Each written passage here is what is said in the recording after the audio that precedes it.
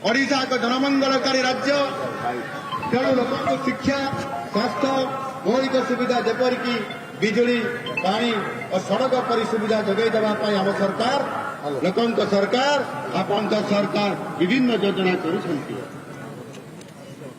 आसंता किछि वर्ष मध्य राज्य में प्राथमिक तथा उच्च शिक्षार स्वरूप संपूर्ण भाव बदलवाक जाउछि।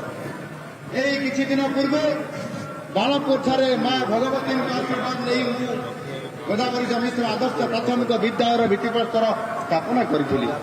यही आदर्श प्राथमिक विद्यालय आसंता दिन में देशर एक मॉडल होगाक जाउछि।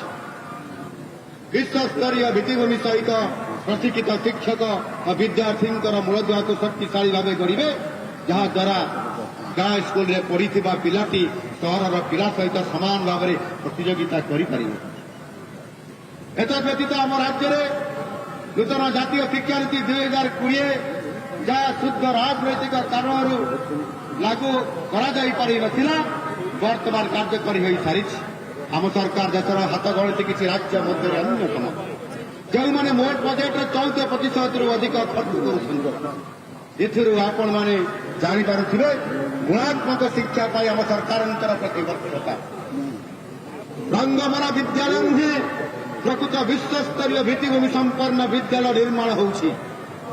माननीय मोदीजी आउ गोटे जनमंगलकारी योजना राजनीतिर शिकार होता आयुष्मान भारत योजना। आम सरकार आसवा पर यही योजना को आयुष्मान भारत प्रधानमंत्री जन आरोग्य योजना एवं गोपबंधु जन आरोग्य योजना भाव प्रणयन करिसेंति।